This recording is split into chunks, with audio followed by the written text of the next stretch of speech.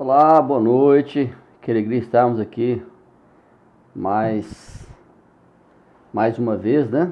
Essa oportunidade grandiosa que temos de estar juntos por meio deste canal e juntos poder aprender um pouco mais da palavra do Senhor.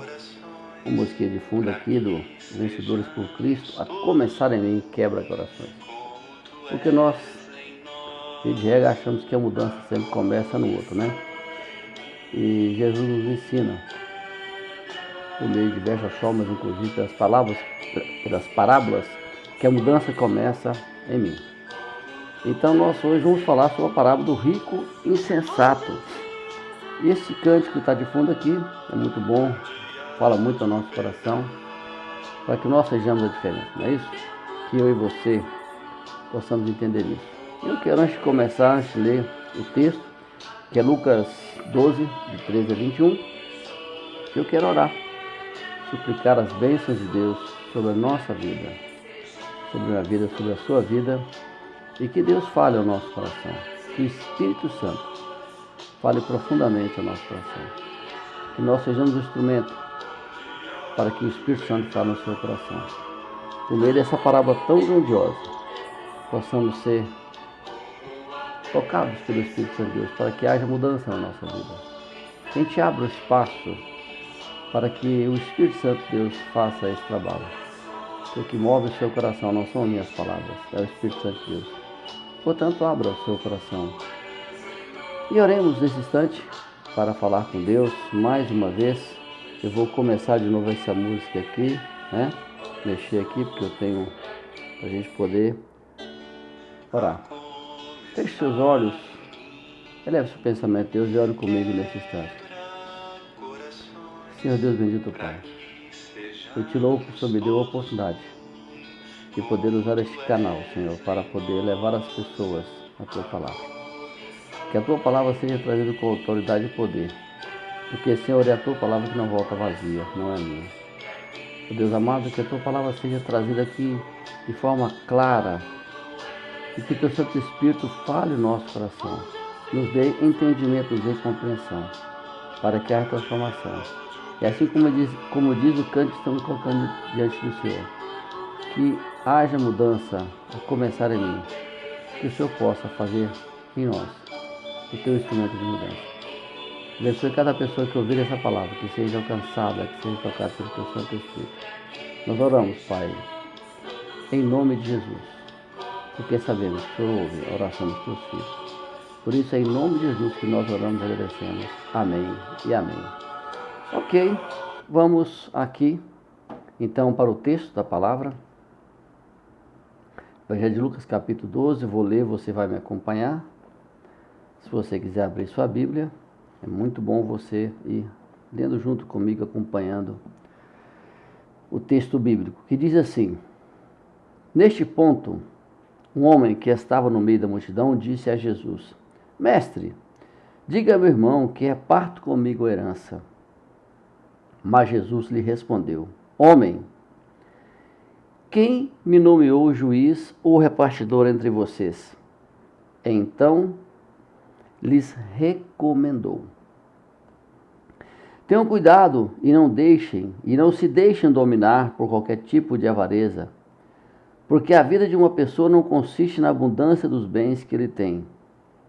E Jesus lhes contou ainda uma parábola dizendo: olha só,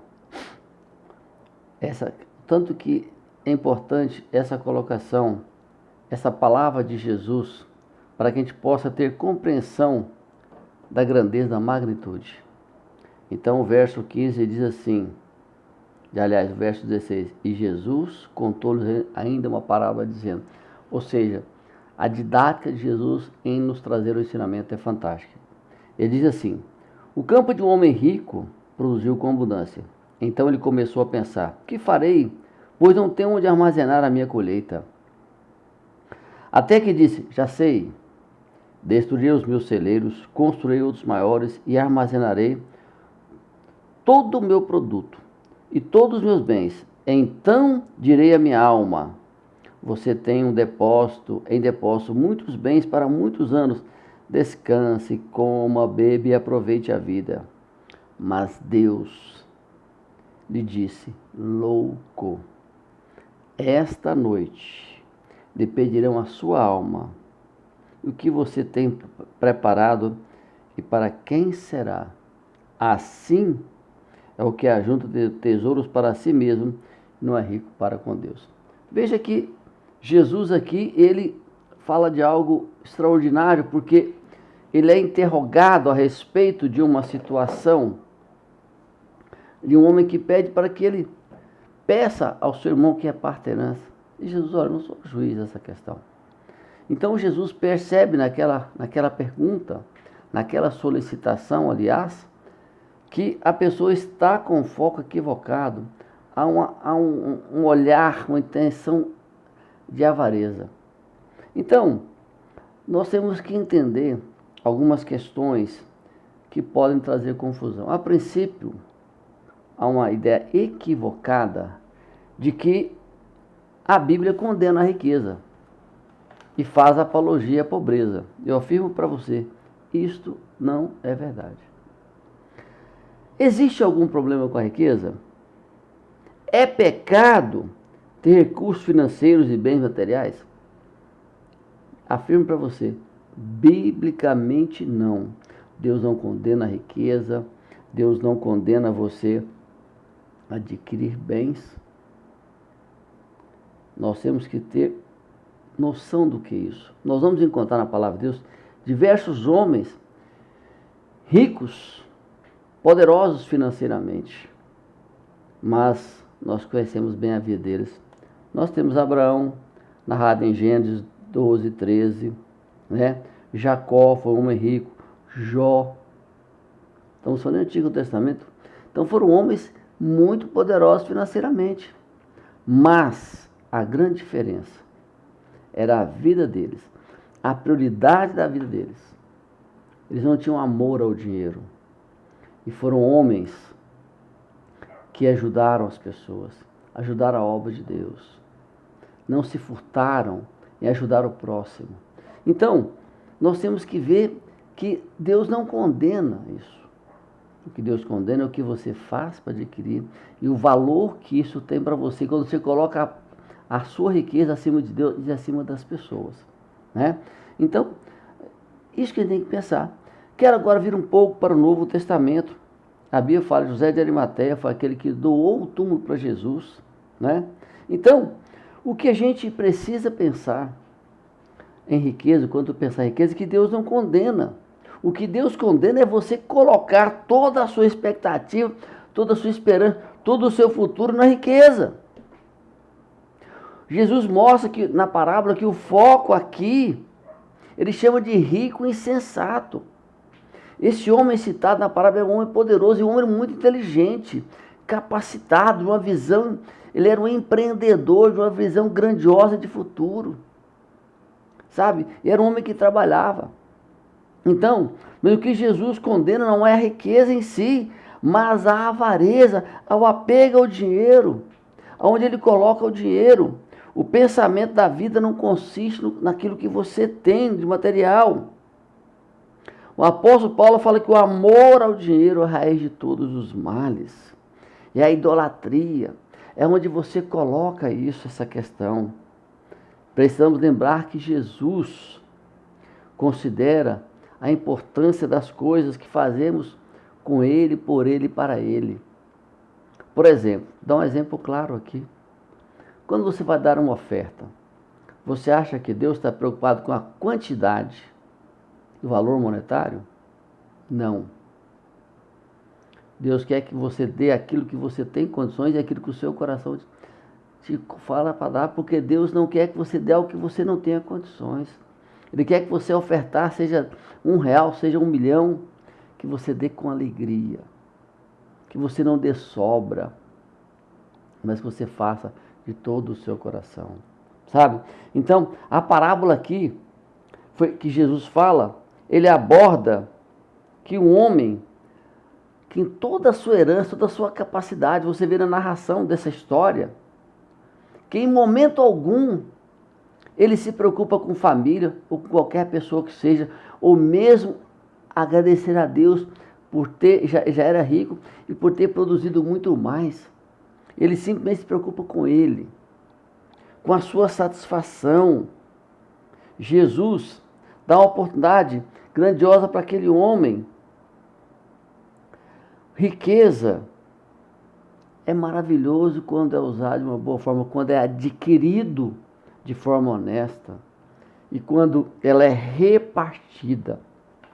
Não estou aqui dizendo que você tem que repartir a sua riqueza, não estou dizendo isso. Mas estou dizendo que se você tem condições, compartilhe, ajude aqueles que precisam.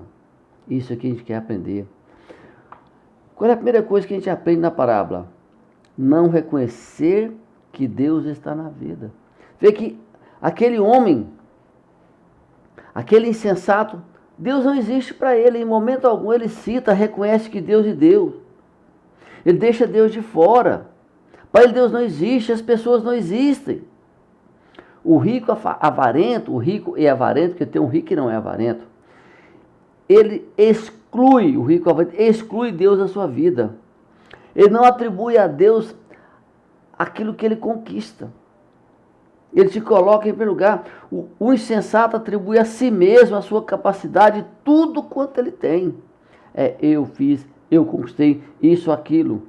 Os pronomes dele sempre usados na pessoa possessiva. Eu, meu. Para ele nada pertence a Deus. Nada que ele conquistou foi permissão de Deus para que ele conseguisse. Ele só confia em si mesmo, nos seus bens. Tanto é que ele fala, vou derrubar tudo e construir novos, e colocarei tudo e vou dizer, alma, come, goza, agora você não precisa se preocupar. Amados, amigos, irmãos, hoje eu e você estamos respirando, estamos vivos. Quem nos garante que amanhã estaremos? Não estou querendo colocar pânico, mas se tem uma coisa certa nessa vida, há um dito popular que diz assim, ora em certa coisa certa. Ou seja, a morte chega para todos. Bebês, idosos, crianças, adolescentes, jovens, adultos, não importa. E ela chega de uma forma, talvez por volta de uma tragédia ou por uma doença, por algo inesperado, não é? Mas vai chegar. Então eu não posso confiar a minha vida achando que a riqueza vai me garantir longevidade. Riqueza lhe garante conforto, luxo. A longevidade, não. Porque quantas pessoas ricas são acometidas de doenças terríveis e morrem em pouco tempo? Por isso Jesus chama esse homem de louco. Louco. Hoje pediram a tua alma, quer dizer, você vai morrer. E o que vai ser? O que adiantou toda a sua riqueza? Para que serviu? É isso que isso quer dizer. Não ajudar o pobre nas suas necessidades. É o que nós aprendemos aqui também. É o olhar de compaixão para com o outro. O homem já era rico. Você fala que era rico, ele fala, um homem rico, tinha mudança de colheita, passou a ter mais, recolheu mais. Ele foi capaz de gerir seu negócio de uma forma tão extraordinária. Assim como nós temos visto o nosso país, cada ano que passa, o Brasil tem superado a sua produção de grãos, sabe? Mas este homem aqui, ele simplesmente se preocupa com ele, em angariar mais, em fazer mais.